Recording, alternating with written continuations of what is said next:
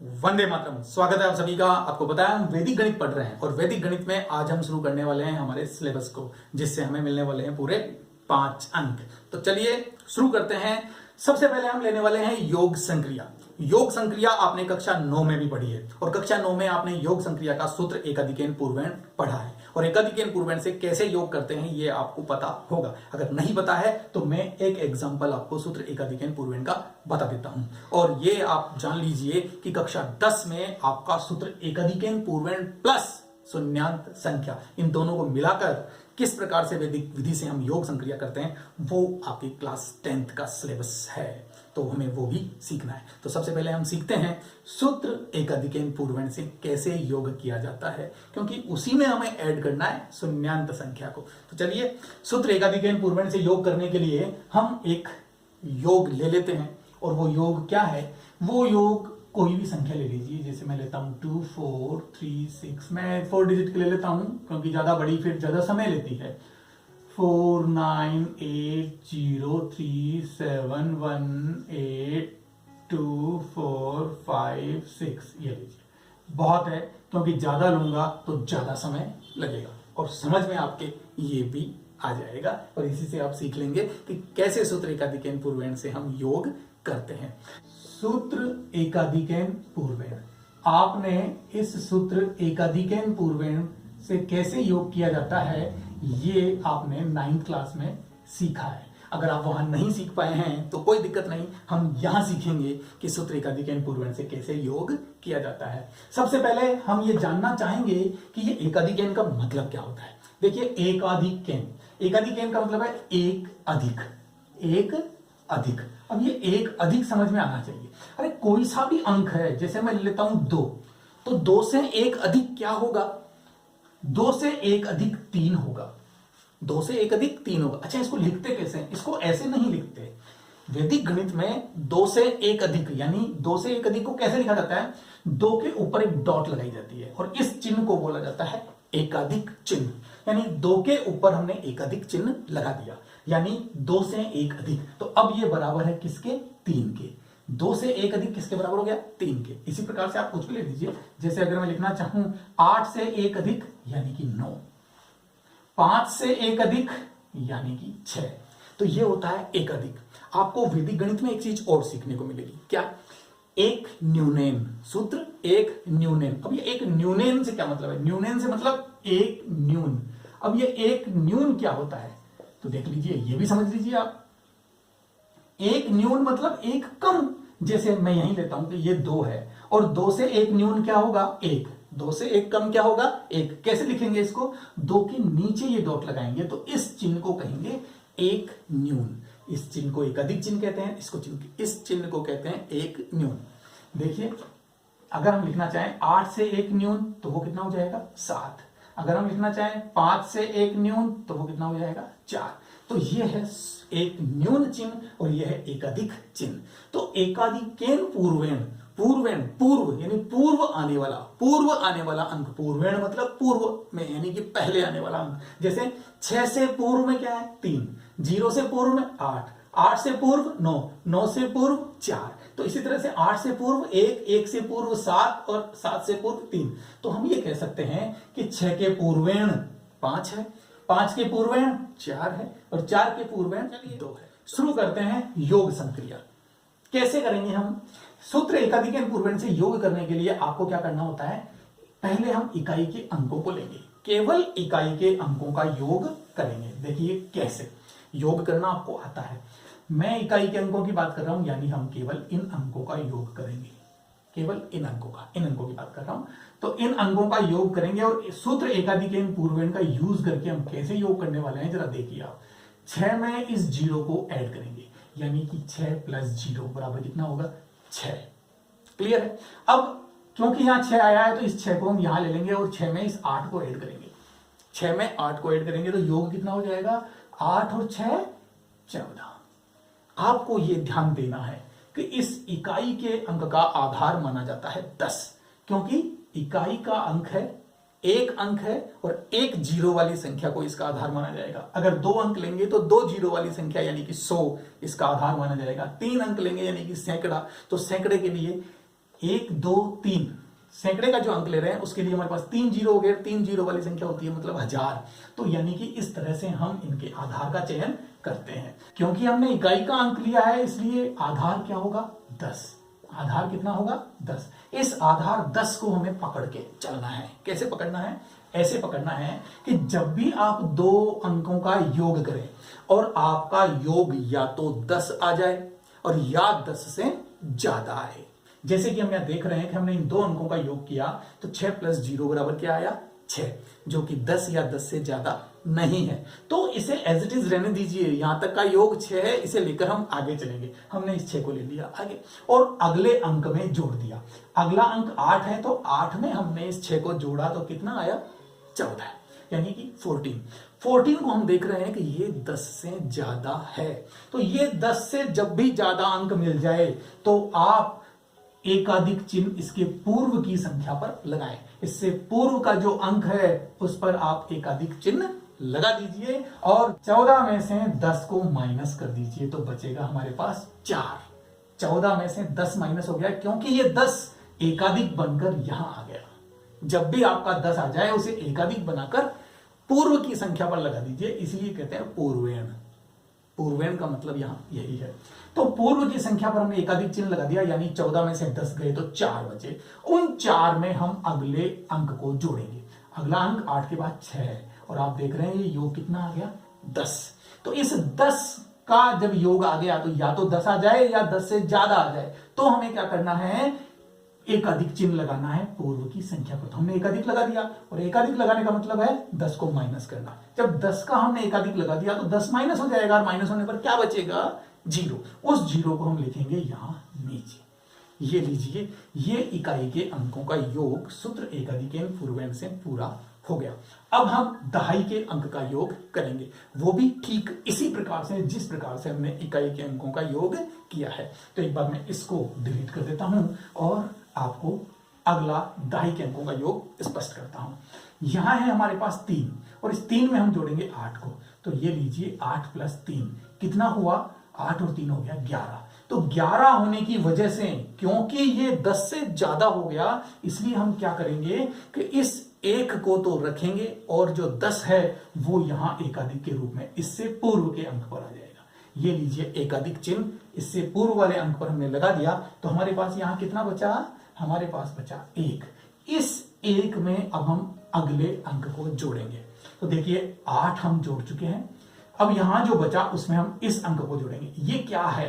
आपको इसे देख के समझना है कि 1 के ऊपर एकाधिक चिन्ह लगा हुआ है, यानी 1 अधिक है 1 से, तो 1 से 1 अधिक क्या होता है 2। आपको ये चीज हम पहले ही स्पष्ट कर चुके हैं। तो 2 और 2 में इस 1 को हम योग करेंगे, यानी इसको जोड़ेंगे। तो इस 1 में जुड़ने वाला है यहां पर 2, क्योंकि इसका मतलब होता है 2। और हम देख रहे हैं कि योग करने पर क्या आ रहा है 3। तो 3 10 से कम है इसलिए हमें कुछ नहीं करना, सीधा आगे चलना है। और इस 3 में हम अब जोड़ेंगे कौन? नीचे वाले अंक। और नीचे क्या लिखा हुआ है? ये 5 नहीं है, 5 पर एकाधिक है, यानी क्या लिखा हुआ है 6। और 6 और 3 कितने होते हैं 9। यानी यहां पर भी हम देख रहे हैं कि हमें 10 से बड़ा अंक नहीं मिला। तो ये जो अंक मिला उसे एज इट इज आप नीचे लिख दीजिए। तो हम यहां 9 लिख देंगे। क्लियर हुआ? अब इसी प्रकार से हम इस सैकड़े वाले स्थान पर जो अंक लिखे हुए हैं उनको भी जोड़ेंगे। और इस बार मैं इधर नहीं लिख रहा हूं, आप सीधा समझने की कोशिश कीजिएगा। ये 4 है और इस 4 में मुझे क्या जोड़ना है? मुझे 4 में जोड़ना है 9 एकाधिक। 9 से 1 अधिक मतलब 10। तो ये तो है मेरे पास 10 और ये है मेरे पास 4। आपने जोड़ा तो कितना हुआ 14। जब 14 हो गया तो 10 से ज्यादा हो गया ना, तो ज्यादा होते ही मुझे क्या करना है? इससे पूर्व वाले अंक पर एकाधिक चिन्ह लगाना है। तो मेरे पास क्या बचेगा 4।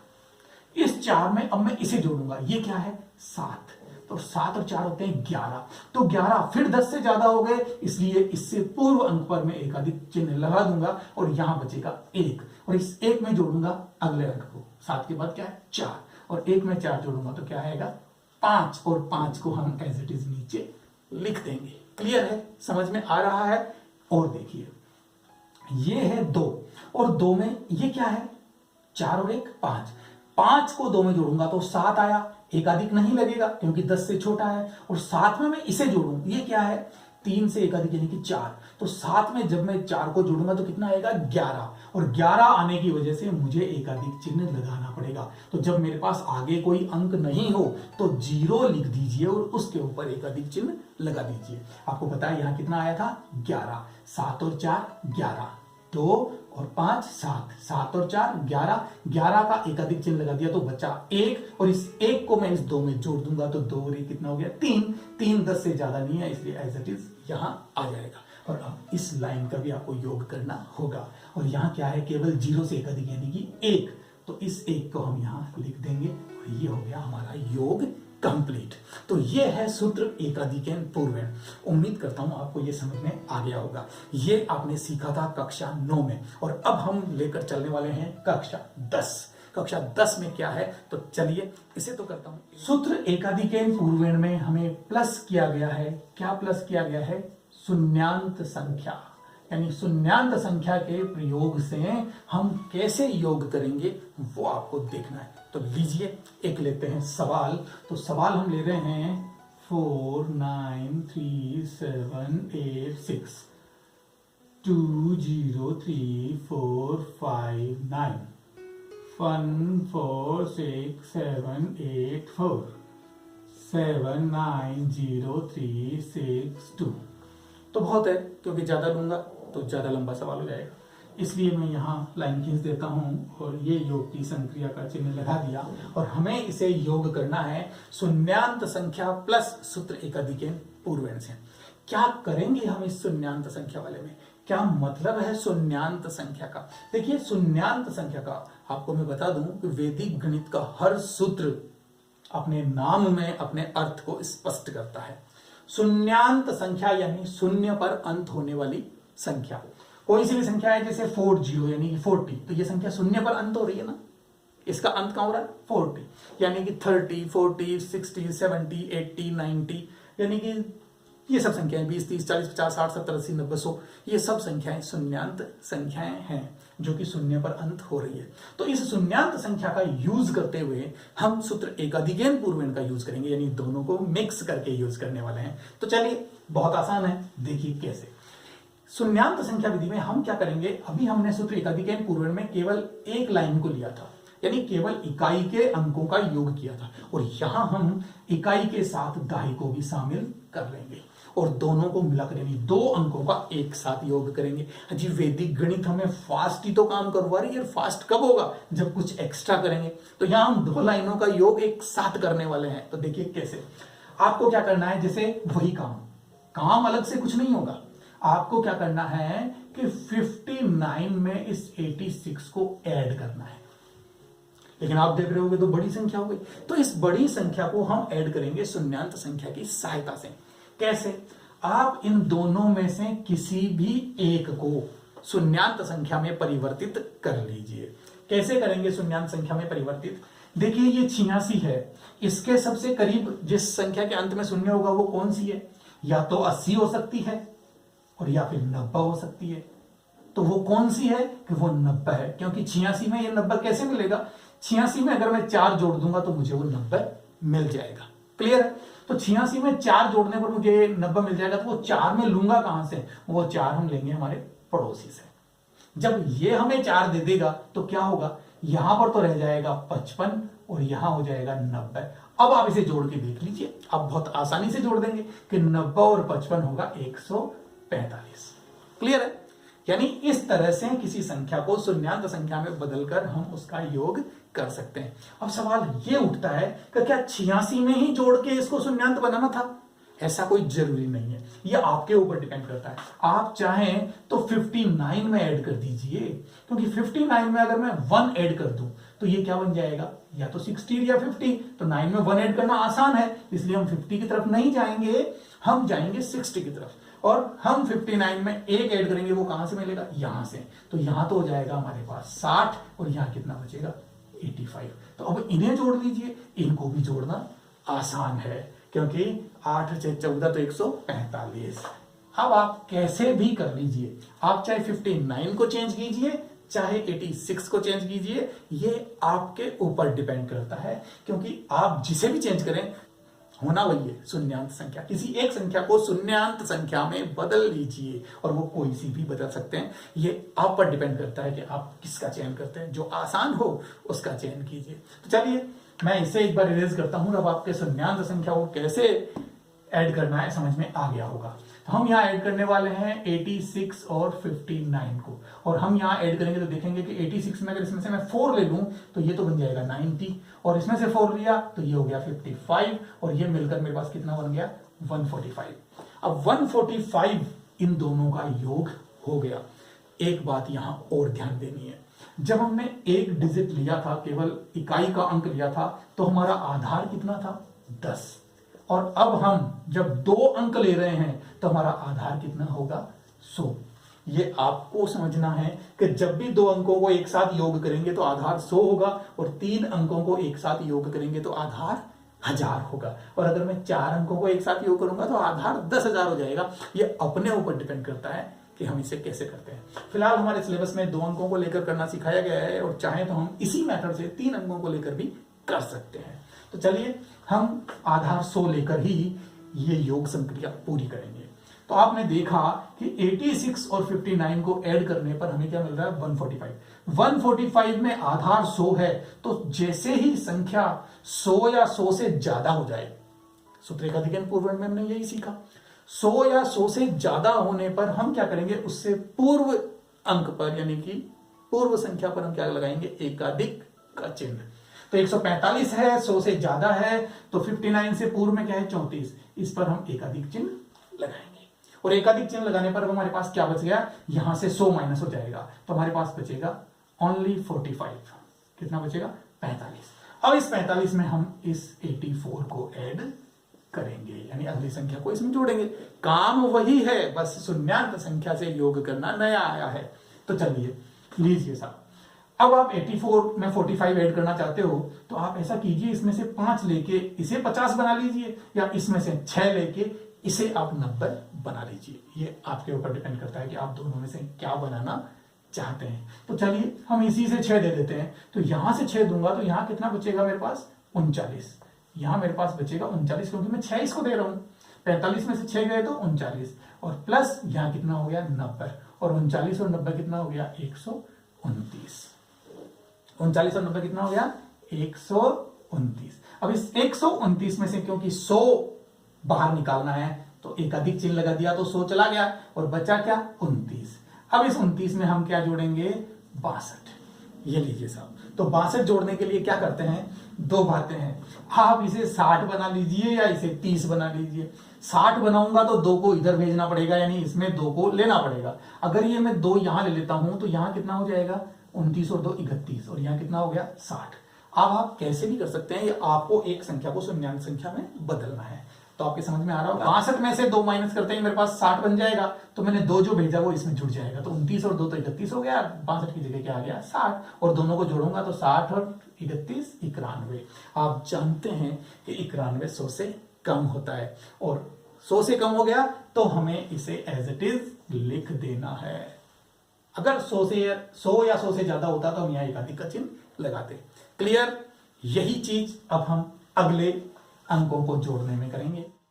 अब हम इन अगले अंकों को भी जोड़ लेते हैं, क्योंकि ये 2 हमने ले लिए, तो अब ये जो 2 अंक हैं इन दोनों को साथ लेके चलेंगे, इनका भी ऐड करेंगे, इनको भी जोड़ेंगे।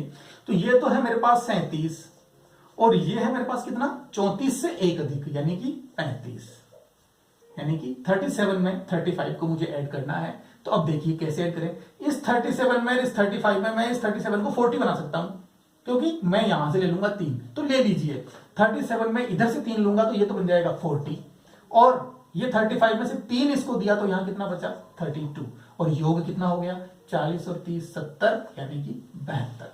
तो ये जो 72 योग हो गया वो मेरा 100 से कम है। तो 100 से कम है तो मैं एकाधिक चिन्ह नहीं लगाऊंगा, और एकाधिक चिन्ह नहीं लगाऊंगा तो क्या करूंगा, अब मैं इस 72 में अगले अंक को ऐड करूंगा। अगली संख्या कौन सी है, ये क्या लिखा हुआ है 68, क्योंकि एकाधिक है ना, तो ये हो गया 68। तो मुझे इसमें 68 ऐड करना है, तो 2 को इधर दे दूं ज्यादा अच्छा है, तो ये बन जाएगा 70। तो ये लीजिए, ये तो 70 बन गया, और इसमें 2 दिया तो ये भी 70 बन गया। दोनों की दोनों संख्याएं शून्यांत हो जाए तो हो जाने दो, 7 और 7 14, अगर 70 और 70 को जोड़ूंगा तो 140 मुझे मिलने वाला है। तो 140 होते ही मुझे इससे पहले अंक पर एकाधिक चिन्ह लगाना है, जिससे मेरा 100 तो हट जाएगा, बचेगा क्या 40। और इस 40 में मुझे क्या ऐड करना है +03। अब 40 में 3 जोड़ना तो बताने की आवश्यकता थोड़ी है, हमें शून्यांत संख्या में बदलने की आवश्यकता थोड़ी है, डायरेक्ट 40 और 3 43। तो ये लीजिए 43 हम यहां लिख देते हैं। अब आपने कहा नहीं साहब आपने शून्यांत संख्या का उपयोग नहीं किया। देखिए ये जो शून्यांत संख्या का हम यूज कर रहे हैं वो क्यों कर रहे हैं, ताकि इन बड़ी बड़ी संख्याओं को हम आसानी से जोड़ सकें, मौखिक इन्हें हम जोड़ सकें, इसलिए ये मेथड हम लेकर आए। और अगर आप सीधे सीधे जोड़ पा रहे हैं तो फिर उसकी आवश्यकता है कहां, क्योंकि वैदिक गणित हमें यही तो सिखाना चाहती है, अंतः मन से आपके अंदर जो है उसे बाहर निकालना चाहती है। तो वही हम यहां सीखने वाले हैं। तो जो डायरेक्ट आपको पता है उसे डायरेक्ट आप कर सकते हैं। अब हम चलते हैं इस लास्ट, यानी कि 6 अंक हमारे पास यहाँ 6 डिजिट दिए हुए हैं, और देखिए 3 ही बार में हमारा काम हो जाएगा। तो ये वैदिक गणित है, इसलिए सीखिए।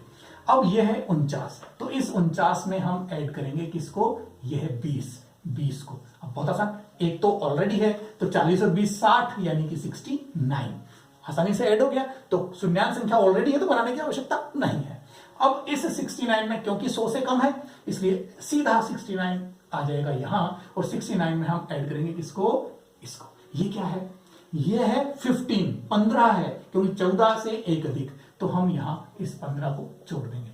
अब आप देख रहे हैं कि थोड़ा जोड़ने में समस्या है, तो कोई बात नहीं, 69 इधर से एक लेने पर 70 बनेगा कि नहीं बनेगा, बन गया। तो इसने इसको एक दिया तो यहां कितना बचा, 14। और अब आप देखिए बहुत आसानी से आप खुद कर रहे हैं कि 70 और 14 कितना होगा, 84 होगा। हम मौखिक बता सकते हैं, देखते ही बता सकते हैं, हमें कैलकुलेशन करने की आवश्यकता नहीं पड़ती है। तो इसलिए जरा सा ध्यान देने की आवश्यकता है, बहुत ईजी मेथड है। अब ये 84, और 84 क्या होता है, 100 से कम है, तो हम एकाधिक चिन्ह नहीं लगाएंगे और हम चलेंगे आगे। अब इस 84 में हमें ऐड करना है ये 79।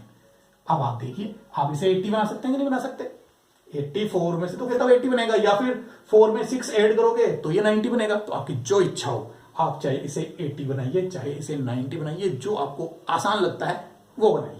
तो मैं करता हूं इस 84 में इधर से 6 ले लेता हूं और इसे 90 बना लेता हूं। तो 84 में 6 जोड़ने पर मुझे 90 मिल गया, तो यहां 6 माइनस करना पड़ेगा, और यहां 6 माइनस करूंगा तो कितना बचेगा मेरे पास, 73। और अब आप देखिए जोड़ना बहुत आसान हो गया, तो 163, और 163 क्योंकि 100 से ज्यादा है तो मुझे एकाधिक चिन्ह लगाना होगा, और वो एकाधिक चिन्ह इससे पहले एक नंबर लिख के मैं उस पर लगा दूंगा। एकाधिक चिन्ह यहां आते हैं, यहां से 100 माइनस हो गया तो बचा कितना, 63, वो मुझे यहां लिख देना है। और इस एक को ऐड करूंगा तो एक ही आएगा, और ये आ गया मेरा योग। तो ये है हमारी सूत्र एकाधिकेन पूर्वेण का उपयोग शून्यांत संख्या के प्रयोग के साथ, और इस तरह से हमारा ये योग हो गया आसान, और हम आसानी से सीख गए कि कैसे हम वैदिक विधि के द्वारा संख्याओं का योग बहुत ही आसानी से कर सकेंगे। तो इस तरह से हमारा ये जो मेथड है, सूत्र एकाधिकेन पूर्वेण प्लस शून्यांत संख्या कंप्लीट हो चुका है, आपके समझ में आ गया होगा। और समझ में आ गया तो अब हम लेते हैं अगला मेथड। हाँ, अगला मेथड लेंगे हम नेक्स्ट वीडियो में। ओके बाय, मिलते हैं अगले वीडियो में।